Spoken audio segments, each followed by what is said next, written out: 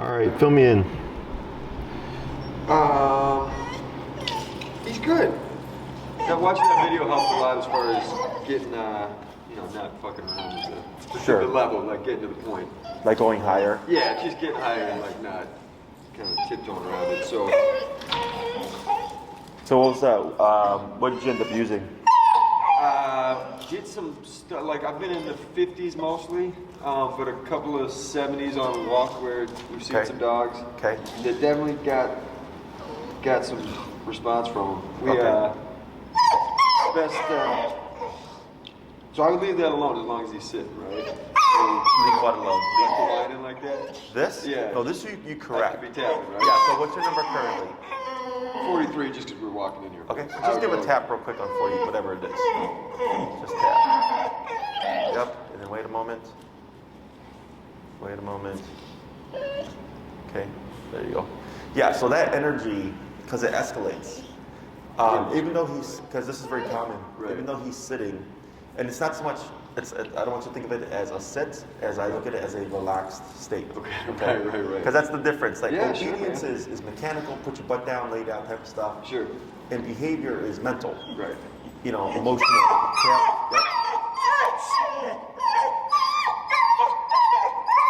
Right, then wait a moment.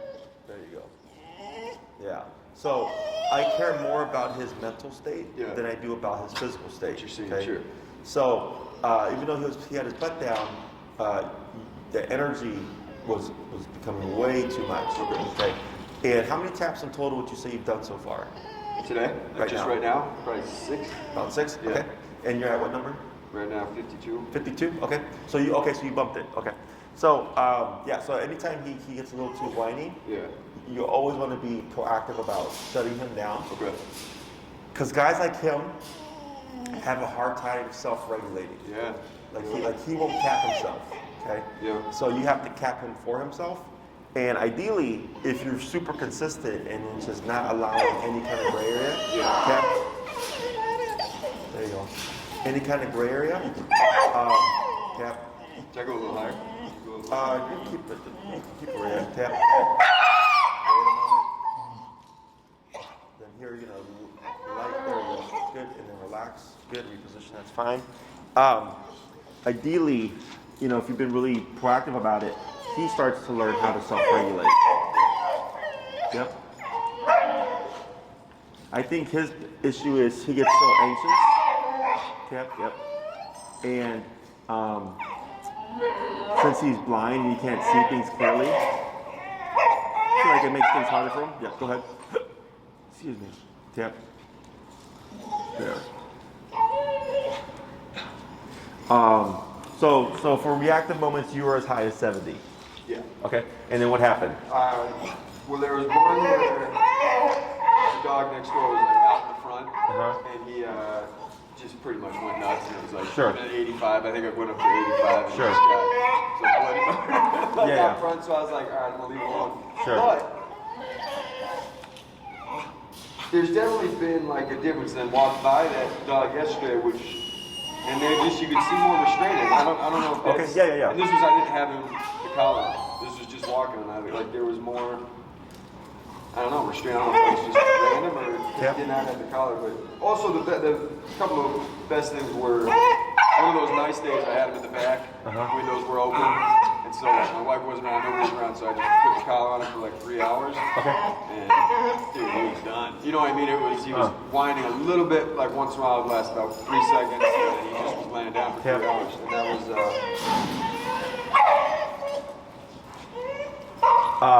Okay, so you put him outside. So that was in the back room.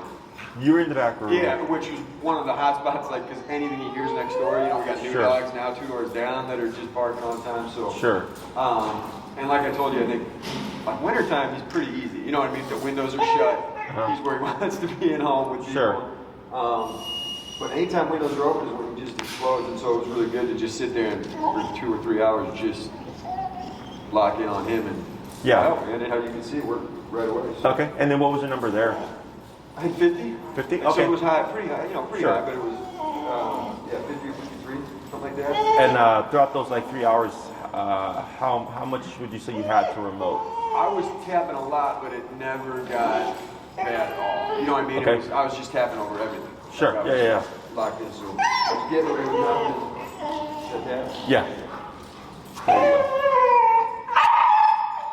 Yep, and then now you're gonna lightly pull up. Tap. There you go. Now wait a moment. Good. Because now we got all this energy going on back here. That's good. Okay, so like the next thing I would do is like, let's say the next time you do that whole, same scenario with the backyard or whatever, is look for progress. Okay. Progress is having to remote less. Okay. Sure. But if you feel like it's constant management, but you're seeing progress, then it's just that it's just low. Yeah. So I just bump it up. Okay. And like let's say you hit like 95. Yeah. And all of a sudden you're like, man, I tapped him 3 times in 3 hours and he was great. Yeah. Then 95 is the number, right? Yeah. So like Malachite, who's the video that I sent you, Yeah. I didn't see her for 3 weeks. Right. I saw her for the first time since that video last Thursday, and we were at Oz Park, and she was like, oh yeah, she's like, her reactions are minimal. Okay. Yeah. And I was there with her, and dogs were like, off-leash dogs were running by, off-leash dog ran by us, and she would pine the tiniest bit, which we corrected at 127. Yeah. But she's like, she's like, ever since that, she's holding a lot more. She's not, like in the video prior to that one, it's a lot of vocalizations, a lot of explosions and stuff like that. Yeah. So once we came in, for her, that approach worked really well. Okay. So for you, it's finding what is the approach going to be for Doc. Sure. And if it feels like you're just constantly managing him, Yeah. then it's probably too low. Just keep experimenting. I heard you in the video say that, like, this should be quick. Like, it should be quick. Yeah, because it's just don't do It that. shouldn't be like this long, drawn-out thing. Like, Correct, you should yeah. get the message right away. Yeah, because obedience and behavior are two different things. Right. Obedience, we're teaching a dog to do something that is completely unnatural. Yeah. They're not born to sit when we say sit and to lay down when we say down. Sure. That's human concepts applied to the dog. Sure. However, the concept of you don't do that is simple because dogs do it to each other. Right. So like if Doc were to be playing with the dog and maybe he was being too pushy, that dog would bite him. And they would say, don't do that. Right. It's a very simple concept. Right, Sure. So, cool. Anything else? No, did the place. The place was good. Getting him to place, he was pretty good at that. And then I had a couple times where, because he was, he's with us around, like me and my son are around, he's like, plays and he just goes right there, lies down, he's perfectly good. So we did it where I would go upstairs, my son would have the remote. Okay. And I think consistently all the times we did that, it was like one tap. And then he would, he'd start to snip or start to get off, and my son would hit it once and he'd go back. Go back? Yeah. Cool. So, what's the longest you're able to do with that?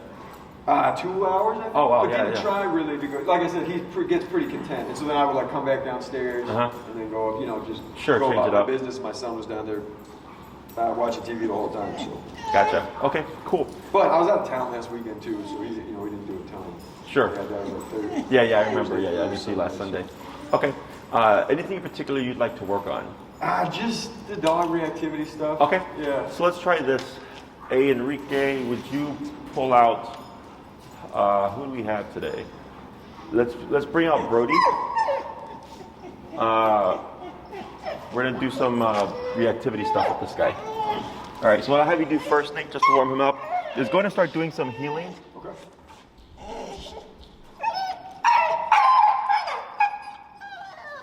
And I'm gonna, because I know we talked about the prong. Yeah, no, I just have it. I know, just a regular one. Yeah, did I send you the link to the prongs that we recommend? If it was at the end of that video, maybe. Okay. Not sure. I'll go double check. I'll show you here while he's getting him ready. Because that prong with those straps, unfortunately, don't do very much.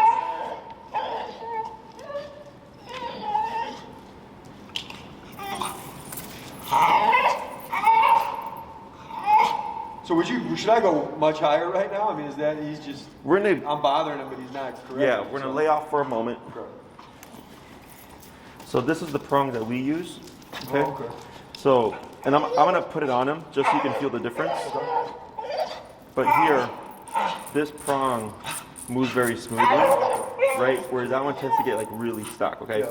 Now when we do prong, we're actually going to switch the positioning. We're going to bring that e-collar down. Okay. This actually goes to the very top That's instead. right. Okay?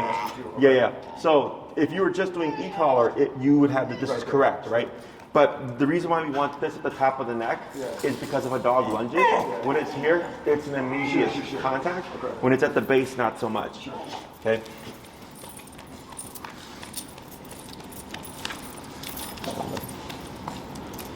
Lower this a little bit. Here.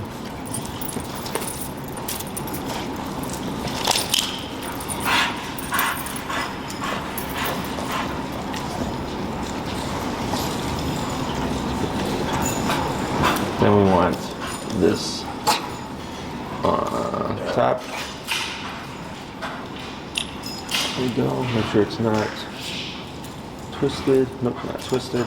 Very good. So let me go ahead and take Doc here. So I'm going to handle him real quick.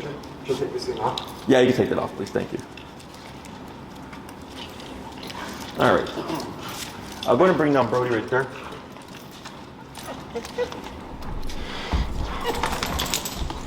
All right.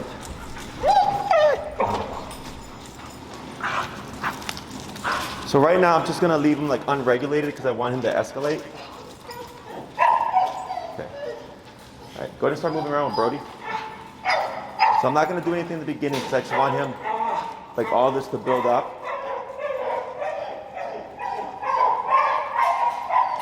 That's 60, one tap. 69, one tap.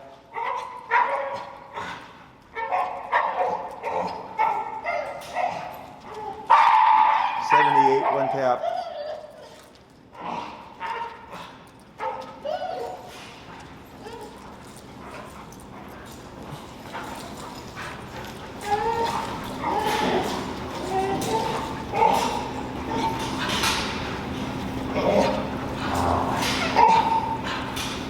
Going to come a little closer. 85, one tap.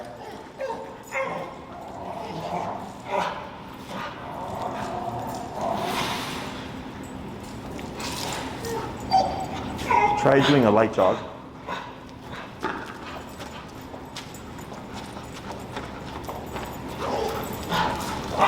So I'm just letting him build up, see where he goes with this. 85, one tap.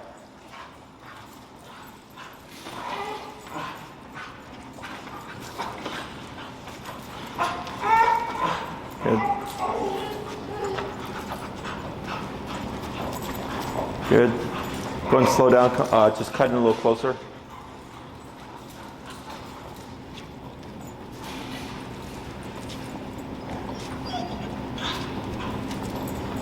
Careful. 85, one tap.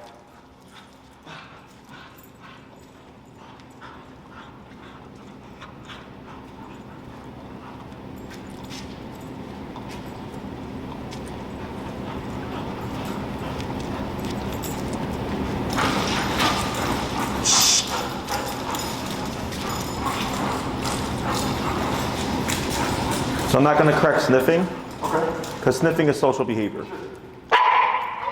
85, one tap. 85, one tap. That was for breaking position, not for the sniffing.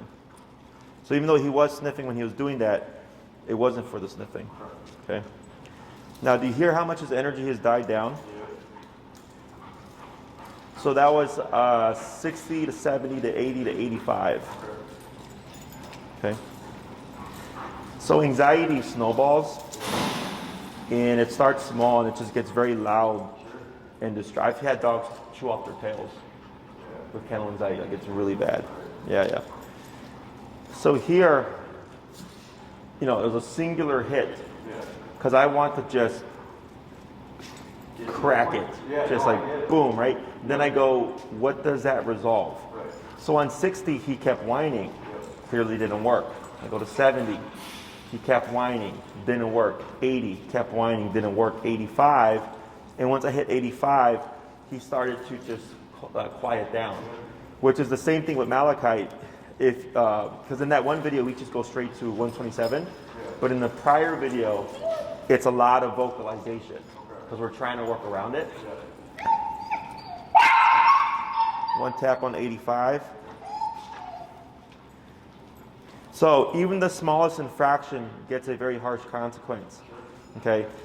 And I've done this for 10 years. Like I said, like I try the patient approach first, I try the adjusting, but it does become, at least for the owners, a lot of times problematic or stressful, you know, because they feel like they're stuck. And then that's why I come in and go, okay, we're gonna go a little bit more harsher, but there was still a science to it, 60, 70, 80, 85, right? I didn't just max it out like I did with Malachite. For him, I was like, I'm just gonna escalate much more quickly. Let's go ahead and bring Rizzo, please. So is it possible to like socialize him with this training? Like, is that an option for him? Yeah, but his issue isn't socialization, because socialization is going to help the reactivity, if that's what the goal is. So this is 56. I'm going to bring him back a little bit. Okay, so I'm bringing him down lower just because there's no more dog here. It's a 17. And bring him back into that position, okay? So, yeah, I can show you how to socialize him. That's not a problem. Because here he was even licking Brody. Yeah, no, right. So Because when you see the reactivity, you have to think a couple of things here. Is one, you give him something to protect. Okay, you're his owner. So that's one part of the reactivity. And then the other part of it is when you're walking outside, even if you like, it's not because it's blindness, it's just any dog. Yeah. Like when you go outside and you see your neighbors walking their dog, you're like, that's my neighbor walking a dog. For dogs, they think that's a potential threat. Okay? Some dogs, other dogs are non-threatening. They're like, oh, I love everyone, everything, right? But a lot of dogs do think like that, which is perfectly fine. They're more suspicious. Yeah. And that's where here I go. Socializing and then the suspicion of dogs walking outside are two different things for them. We can absolutely show you, but just don't go into it thinking socializing would help the reactivity. They're two separate things, okay? So if you're like, hey, my buddy's got a dog and I'd like to socialize dog with my buddy's dog, that's its own thing, okay? But they do go hand in hand. Like, I don't want a dog being reactive. Still, when we're trying to socialize, we do need to squash that. But otherwise, the socializing won't help the reactivity, okay? So what we're gonna do here is, yes, we choke up. And this is just to limit Doc's range of motion here. And then what's your number currently? 85, right, so we move up. And all we care about is just keeping him nice and relaxed. I don't know if you noticed, when I was going up, I was doing this when I was gonna tap him. We call it the up and away. The reason why we do this is because we start to get to these higher numbers that we may potentially see what we call a redirect. Okay, a redirect is not him actively becoming aggressive to you, like he's not going to later on come at you. It's in the moment the correction was so harsh that the frustration of the correction has to go somewhere, and you're the closest thing. Okay, so we always do up and away, because if he tries to go sideways, he can't reach us, and if he tries to go up, he can't reach us either. Okay, so Enrique here is going to come in and help you. I'm going to give him like a 3 to 4 foot gap, Enrique, when you walk around with Rizzo. Did you want to do on the inside again, like last time? Or yeah, you can just start him on the inside.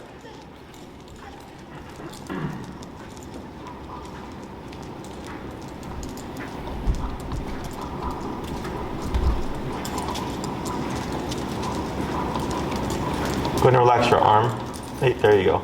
Because that tension up can also create stuff. Okay.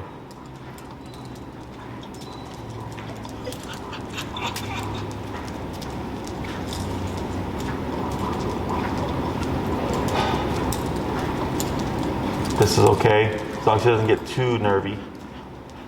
There you go. You're gonna slowly close in. Stiffing is okay.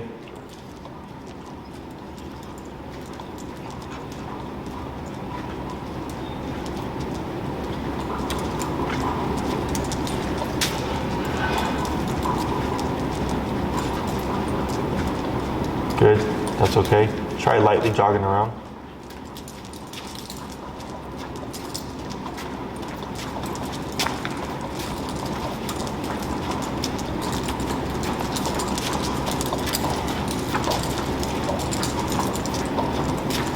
Good. Go ahead and pull away, come to a stop, Enrique. What we're gonna have you do here, Nate, is there was only like a couple of little pines in the beginning, which technically you could have corrected as well, because that 0.5 will escalate to a potential 8 to 10 that he goes to. So you're just being super firm with like, nope, it's gonna be 85 for any tiny little thing that you do to keep him quiet. But here, like just silent he is, Oh, yeah. right? All you hear is the panting. Okay, so that's how I read energy. Energy can be sound. It can be the rate of the dog's breathing pattern, all that stuff. And I've been doing this for so long that I'm very sensitive to these things. Yeah. So like I can hear a dog coming down, I can hear a dog escalating. Sure. So like when we were working in that room on place, Yeah. and we're talking about him and how he was like all over the place, and as soon as I took him, I just started remoting and just settled him down right away. Right. You know, building that consistency and awareness, because people aren't used to that. You know, they're not used to having to be so like high maintenance with their dog. Yeah. You know, but this is how easy it should feel and look. Right. Okay, Okay. that was like maybe 8 taps. Yeah. Okay, and now he's here. Yes. Right. So that breathing, that's energy there. Right. And that's him venting all the stress from just happened right now, because he got some very firm. That's what we want to do. Yes. It that way. Yeah. So here I'm fine with this breathing. You can't correct that style of breathing. I got to get that energy out. Yeah. But like if he were to start pining, like even the tiniest, like, Tap at 85. boom, right there, right. And then I pull up to, because once he gets the hit, when he jumps up, he needs kind of like a grip back to reality, and that's that prong collar sets in, and it just helps direct him like, okay, I need to go back into this kind of relaxed state. Okay, so it should feel that simple. Now outside, expect this to be a little bit more difficult. Sure. Because you're outside. Remember, he perceives things more as a threat, because he's like, I don't know who you are, and you know, it could be a dog that he sees 100 times, you know, a week. Right. But for him, it's just a potential, like, it's like gangs. Oh, yeah. You know what I'm saying? Like dogs, it's like gangs. Like Yep. they see another dog and they're like, Absolutely. you know what neighborhood you're from. Yep. So Sure. go in and start walking with him. You walk back and forth right here, and then I'm gonna have Enrique start to move around you as you're walking. Okay. We're gonna see how, if Doc here starts to escalate. Okay? Yeah.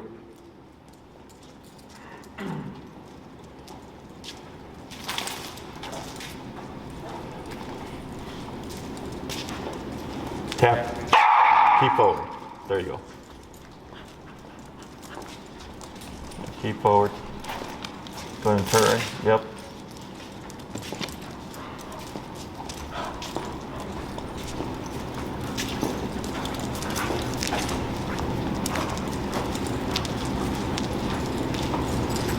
Right, that's okay. Because that was a quick little glimpse.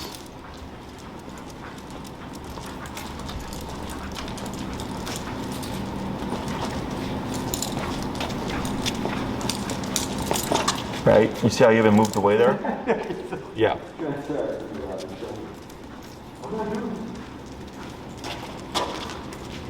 Now with one thing I did need to ask you. So if he's lagging behind, like I know when he goes forward, Pivot. you know, quick pivot and turn Yep. to quick redirection, but if he's lagging behind a little bit, You can keep forward and just tap. so do like if he's kind of walking with me, but he's slow, like You can slow, just keep forward he and should tap. be right here. Correct. It's his right shoulder to your left leg. And so just tug a little bit and tap. Correct. If he's okay.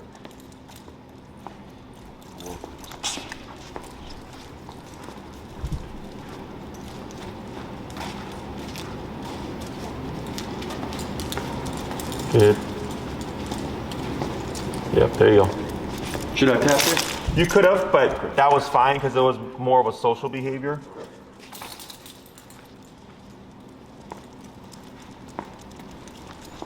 Go ahead and relax that arm. There you go. Tap forward. Yep, and then relax. Go ahead and pivot so that he's on your left. There you go. And relax that arm.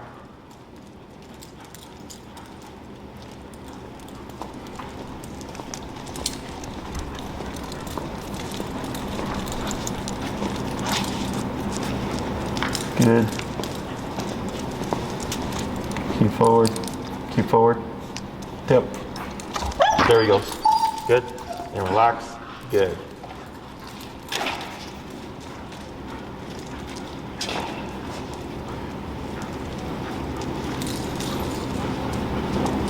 Yeah. He even turned away right there. Yeah. You saw that? Good. I'm gonna have you come out, turn and go along the closer to the wall there.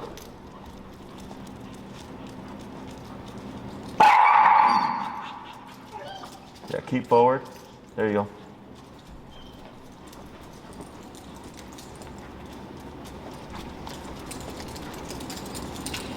Yeah, keep forward. There you go. That we're not going to correct because he was trying to avoid the situation. Right. That's why you pulled back. And try one more pass by here. Pull him back. There you go. I'm having you restrain Riz a little bit more, Enrique, because since he's getting, he's going into avoidance. I don't want him to think he doesn't have an option, and then he might come back with fight response.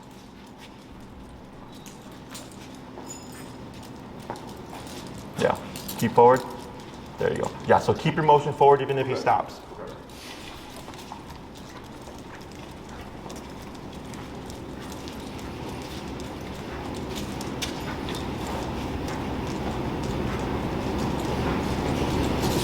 Yeah, good.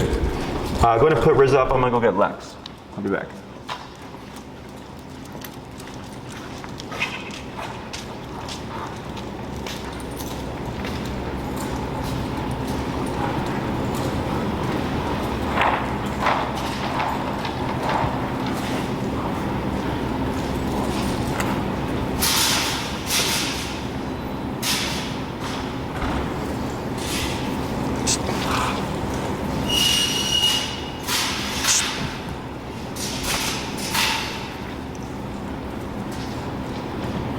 Enrique. Hang on.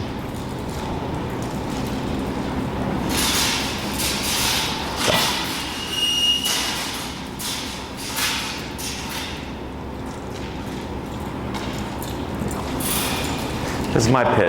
Is it? Yeah. This is Lex. Or Lexi. Like twins. Yeah. All right, so we're gonna do the same thing, but with Lex here. Okay. Okay, so go ahead and start to move around. Here.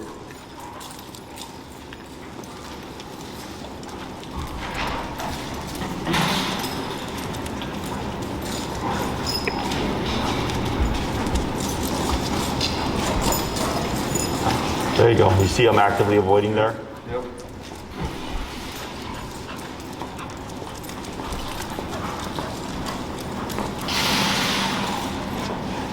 Good pivot. Yep, that's fine.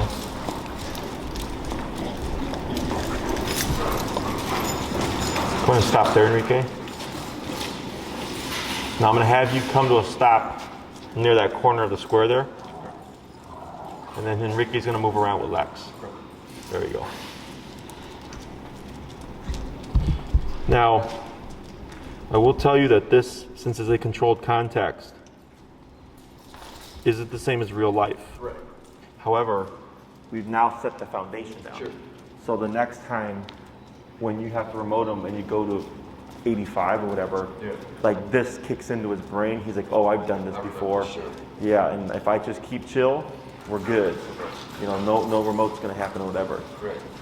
But he's got these guys right here playing, which earlier was setting him off really crazy. He's got Lex moving around him. This little moving around is okay. Yeah, he seems like he's still in the dog. She's not as bad. Yeah. Good. So That's what we want. when it comes to reactivity, you know, whether it's from frustration or anxiety or whatever, it doesn't allow for curiosity to come through because, like you said, he spazzed out within the moment. Yeah. That's why it's important that we shut that down first before you try to move to socialization. Okay. Now, he just pined for a quick second there. Yeah. So if it happens again, just be mindful so we can kick him with the tap. Okay.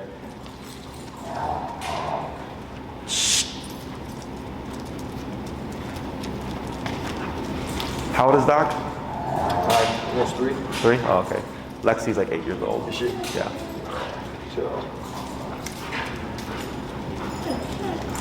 Tap. Yep. Okay. Go ahead, no, go ahead and do it. Yep, up. Okay. There you go. Yep. And then what you're gonna do here is lightly pull in towards you. Oh, you got it, never mind. You adjusted, you're good. Go ahead and relax your arm. Good. So right there, we missed it by a couple of seconds, it's fine. It should still register, okay? Because even though he's not vocalizing, internally, his brain is still like in that elevated state, okay?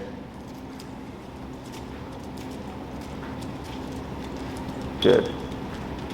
You see how he's sitting still longer? Yeah. Right? So, what makes me an efficient and effective trainer is I come in thinking like a dog. Dogs don't ease each other into things. Right. They bite each other. You know, it's very physical. Yeah. You know, I've come into homes with dead dogs and things like that. Yeah. They will settle a matter, right? So when I come in and I go, okay, we have this issue, I'll get it done, but you have to be willing to like do these things, which is hard for the owner, because they're thinking logically like, man, 85, 127, like I'm, you know, 3/4 of the way up to the power or whatever. Yeah. And, you know, we feel bad, we feel guilty. I think there's a little pillow in there. Thank you. But dogs don't think like that.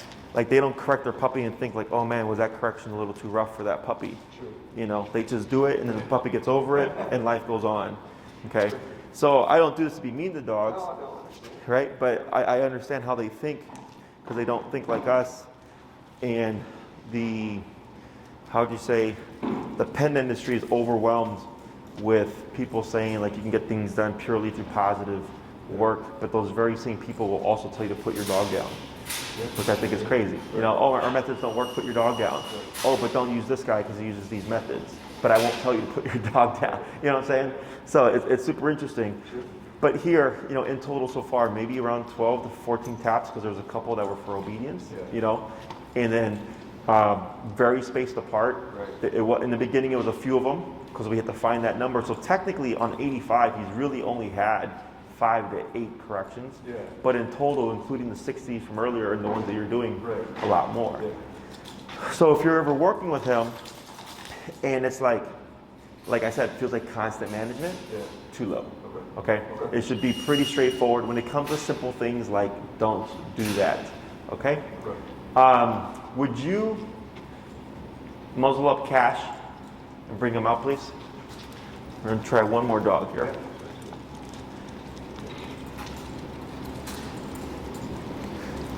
Does he care about small dogs or no? Yeah. Small is definitely more of a trigger for sure. Okay, all right. I'm going to grab my Chihuahua then.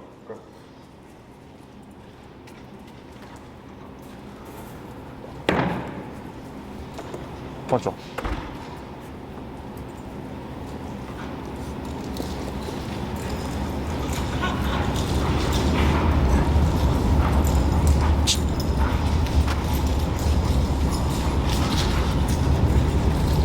Set him up. Yeah. How does that prong feel in terms of like? Yeah, I never seen one like that. Yeah. Those altered prongs, any kind of altered prong, in my opinion, is not effective. Only other kind of prong I had, I think, was all chains. Like it didn't have this like latch or that section. I don't think. Is that possible? No, not that I've seen. The one I had before that. Swear that looks nice. I mean, it seems real. You know, yeah, it slides. The other one just gets stuck, or it doesn't. Even if you do a correction with it, like it's not the same. Now here, go ahead, and then up. Yep. And you're gonna keep anchored, and then lightly pull into you with your prong. There you go. Good. Yeah, and a little bit of an adjustment. Okay. So I got my Chihuahua here. Whether or not that's part of his escalation doesn't really matter. Okay. What matters is, does the shutdown, did it happen as quickly? Or doesn't it happen as quickly as it was before?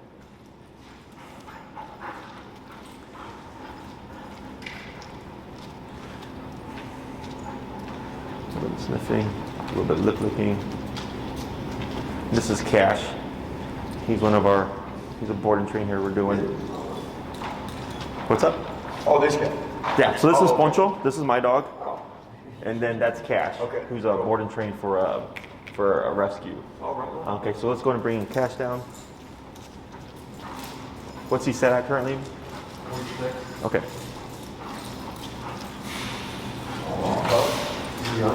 I can't remember. He's at least a couple years. So he obviously just got a shit down. Yeah, so there you could have tapped. So he redirected himself. Should I give him a second? So if you can catch it within a split second, I always correct, because that's what's going to make everything much tighter. Okay, we tend to give dogs the opportunities to correct themselves. Yeah. And I go by doc's progress. If you're like just making like continuous progress, right?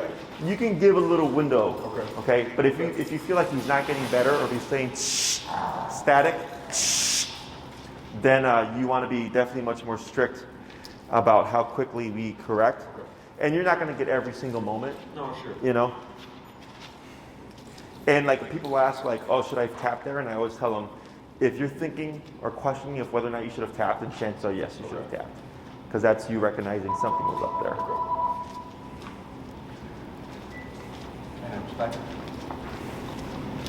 So I was watching one of those shows. The guy that one of these new like husky dogs. The guy which they use for obviously for survival. Sure. And he did a thing where he set a trap, like a wolf trap or a bear trap. Like took it off tension a little bit, but he wanted his dog to get snapped by it so that he avoided him in the future. Oh no shit. Pretty interesting scene, yeah. Yeah. And it got him. He's like, no, went nuts. And the guy's like, feel bad, but now he's not going to step on it. Yeah. No. He relies on this. Well, that's what they. So it's kind of interesting. That's what they do with, and I think in California, there's a guy that does a rattlesnake training, and he does e-collar, and he has a rattlesnake in a cage, and when it does the rattle, he'll hit the dog, pretty high on the collar, so that the dog hears that and ties it to the hit to create the aversion. Yeah. So aversives are all over the place. Like touching a hot stove is an aversive. Sure. You don't do that again, right? So, but it's when we apply these things intentionally is where people have a problem, especially if you're applying it to an animal. Sure. But treats and all that crap isn't going to help here, especially if the dog's under too much stress, they don't even take it. So, but you can see like right now he's sitting right on your foot and stuff. Yeah. Do you think that's kind of blind, like a tendency because he's blind or something? Does he do that on his own as it is, or? Not so much. No. Because when I see it with dogs when we do remote collar, it's because the way we teach remote, we want the dog to always think, come in closer. Okay. So then they'll like literally, like when we do recall, you'll see the dog literally sitting on the owner, and I'll tell them that's what I want. Like when you have that level of tightness, much less likely the dog will make a mistake like trying to run off or whatever. Okay, let me put this guy up way here.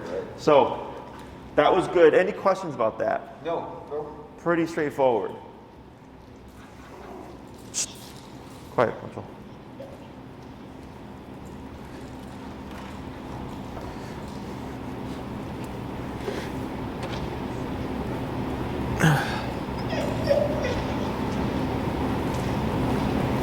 Is it normal? This jacket. What? All right. So,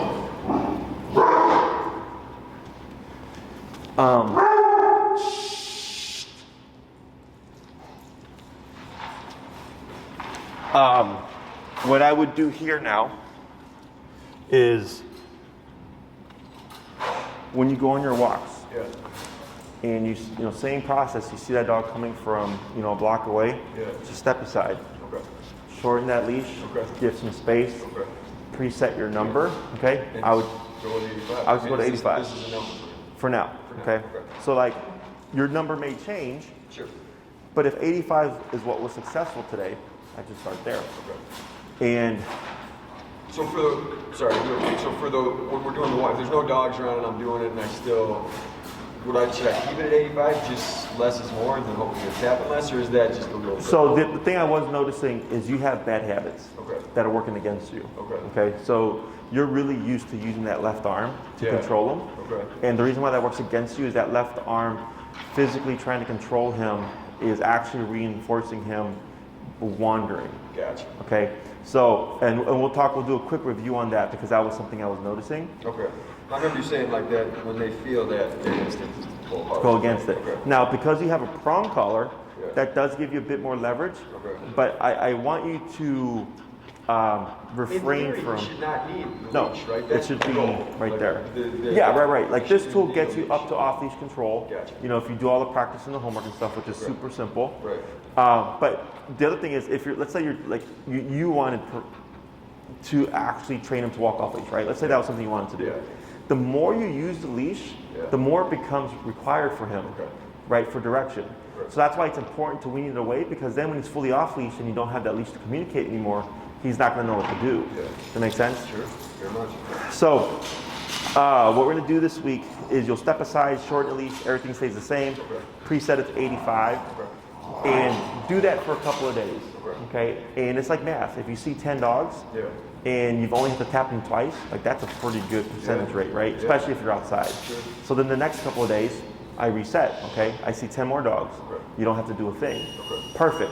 We're making continuous progress. But if every time you see dogs, like let's say 3 out of 10 times, it's always you have to remote, you have a 30%, a reactivity rate, then I go 90. Okay, because we're still getting 30%, and we want 0, right? Until you'll go out on a walk and you're like, man, like I haven't had to tap them in a couple of weeks for reactivity. That's how you know the number that you were using was effective, because you're going to see very big gaps between each correction. Like today, like in the beginning it was more because we weren't at the correct number.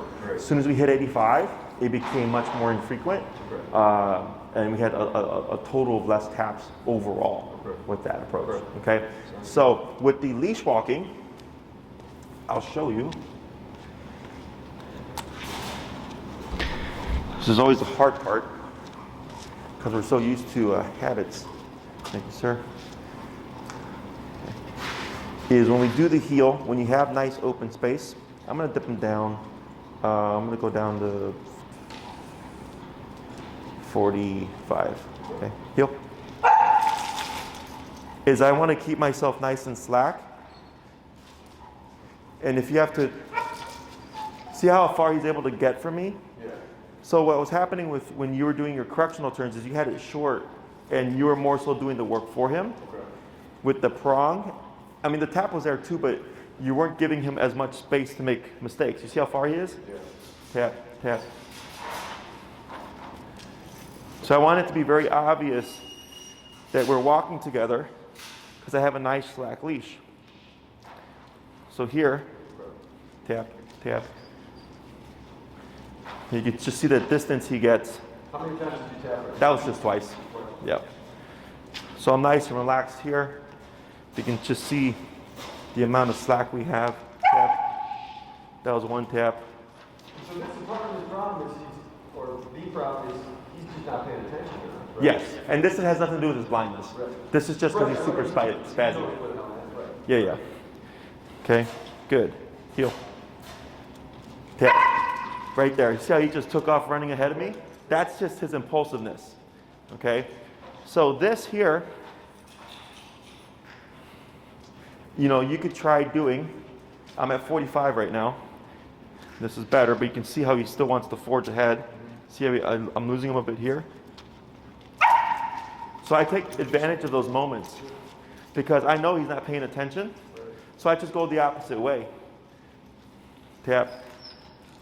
Tap, tap, tap, tap. There we go. And when it comes to biting the leash, he has to stop the behavior. So I just pulled up to make it harder for him, and that was like 5 or 6 taps on 46 to get him to relinquish it, because that's a part of resistance. Heel. Good. Not going to worry about that. So when we're synced up here, I'm nice and relaxed. There's no tension on the leash. He stops with me. Heel. Good. He moves with me. He pivots with me. Now when I got him paying attention, now my movements can communicate to him what we're doing. And like if you're turning left and he's like a little bit in the way, don't be worried or afraid of moving into him. It actually helps them. Tap. Lost them for a moment there. Physicality. Dogs need physicality. So I do this a lot with dogs.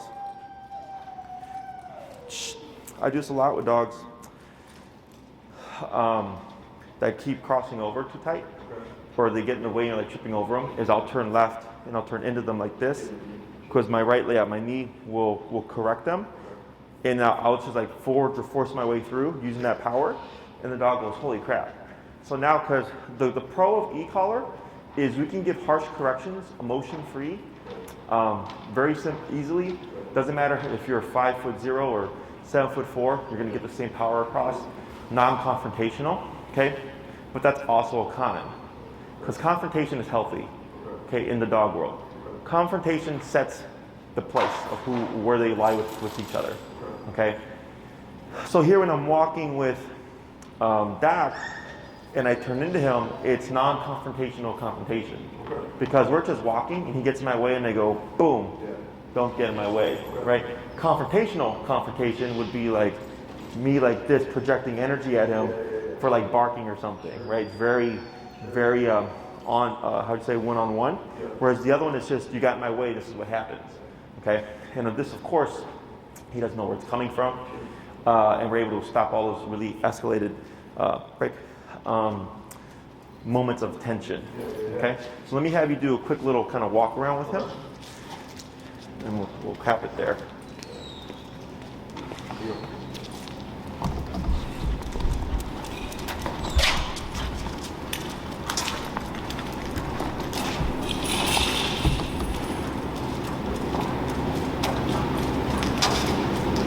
Yeah, that was a good crossover.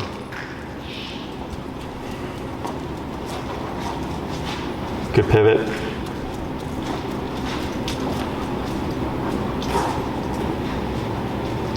Good.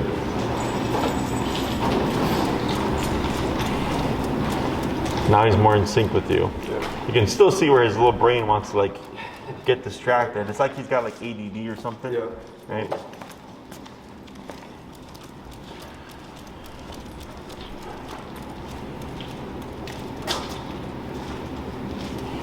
With the socializing stuff, what would you like to learn? I guess I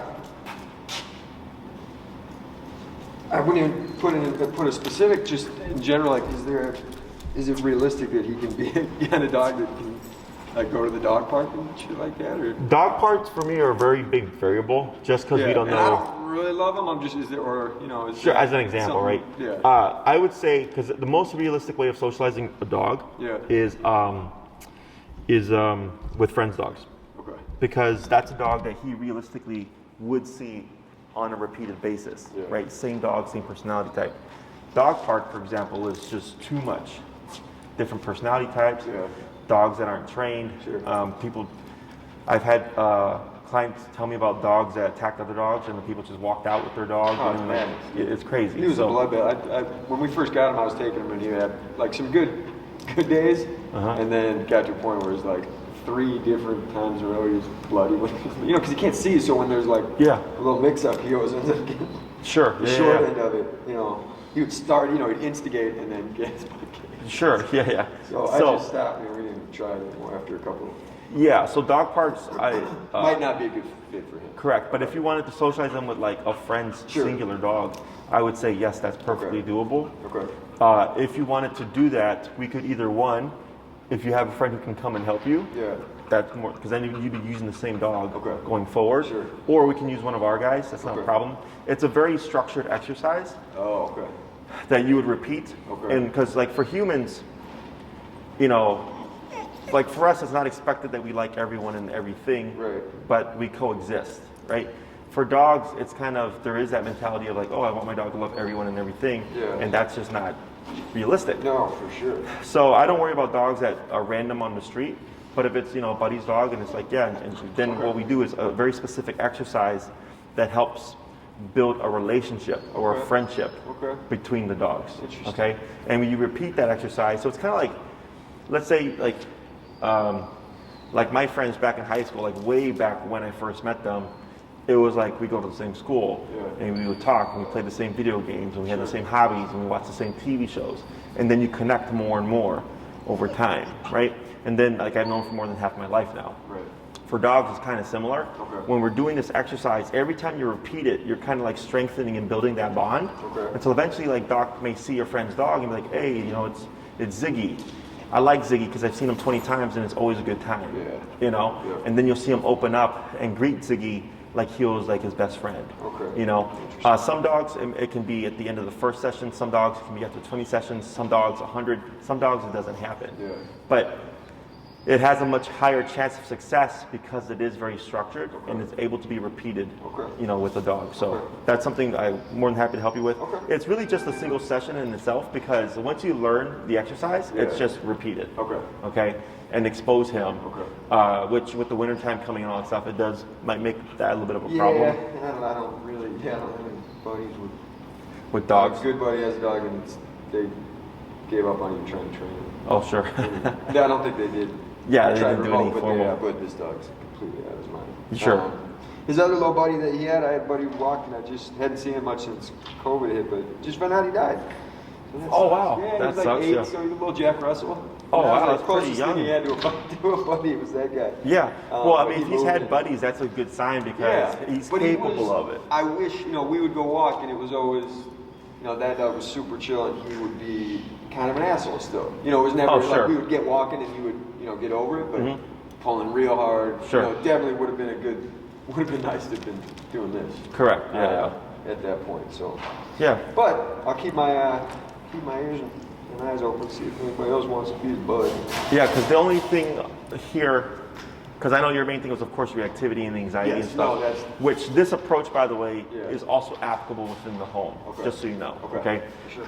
Just be mindful. I don't foresee anything you having an issue with it, but just as FYI, is if you're doing harsh corrections in the home, not when he's immediately next to somebody, right? Because if he starts to jump around and they're like, "What's going on?" You know. Obedience-wise, the next thing that we would cover would be recall. But I know for you, your main thing was the behavior. Okay. So, because you have, I think this is class 4, right? So you have a couple more. You could think of either other behavioral things that you're struggling with that you would want to cover. And if anything, email me that first so I can let you know like whether or not it can be done within a session like this. Okay. Because I'd hate for you to come by and think like, I want to work on this, and I go, oh crap, we can't do that because we don't have the setup or we need something else. Otherwise, if this looks really good to you and you're like, man, this is being very effective, then you know you can say like, yeah, let's go and work on the recall, which is common cold. Because that would be the next obedience thing. But I'm recall? I'm sorry, it's common cold. Oh, okay. So if he happened to get off leash, you know, because I'm assuming he can see shapes from. He can see definitely up high stuff. So. Gotcha. Okay. So we can see how he does with that. So if you want, what I would probably do here is take a couple of weeks to instill all this stuff. Okay, see how it works. Because that's what I did with the other young lady. After that video, I told her, take 2 weeks off to see what's working. And if you're struggling with anything, feel free to have to go up higher if you need to, because again, outside's going to be more difficult than inside. So it gives you time to experiment and do all that stuff. So that's the way when you schedule class 5, you're like, yep, we're good. We can do recall. Okay. And we're all set. Great. Okay. Sounds good. Right. So now, when I'm walking out of here, just for example, like I'm deciding I want to keep him in check. Correct. So will I say heel? Correct. Like right now, and you'd say heel as you're walking out. So everything. When I'm opening the door, he should be. He should be at your side. And I can be tapping like if you. Correct. So if I'm going here. Like I'm opening the door, I want him right here. Well, just same principle as far as when to tap when you're walking out, even though there's like I might open doors and going. Yeah. So it's going to be a little bit more wonky because when you're walking forward, if he tries the forward, like here you can do it because you have plenty of open space. But like if you're in a hallway going out, it's a little bit trickier. Tap. And go ahead and bump it. Yeah. There you go. Excuse me. But yeah, you can do that right now. And then this collar here, this is a Herm Springer. 3 millimeter. They run like 25, probably no more than 35 bucks. Like Pet Supply? No, get them on Amazon. If you go to the pet store, they have the cheap knockoff brands, and they're the same price. You know, this is the professional brand, but it's Herm. Herm Miller. Herm Springer. Herm Springer. HERM space SPRENGER.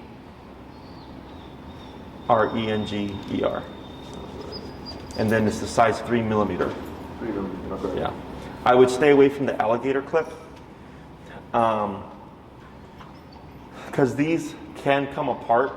You shouldn't have that issue just simply because you're not using it for corrections. You're using it more so for added control. But the alligator clip, you'll see where that chain is. It's got a little clip on it that looks like an alligator's mouth. And the reason why we don't use those is because they're more likely to come undone. Okay. Whereas with a prong collar, these can come undone if you don't like fit it correctly. Maybe you forgot to put both prongs in, made a mistake or something like that. But much less likely to come apart, unlike the alligator clip one. Okay? All right, man. Awesome. Sounds good. So just kind of plan on maybe that weekend after Thanksgiving? Yeah.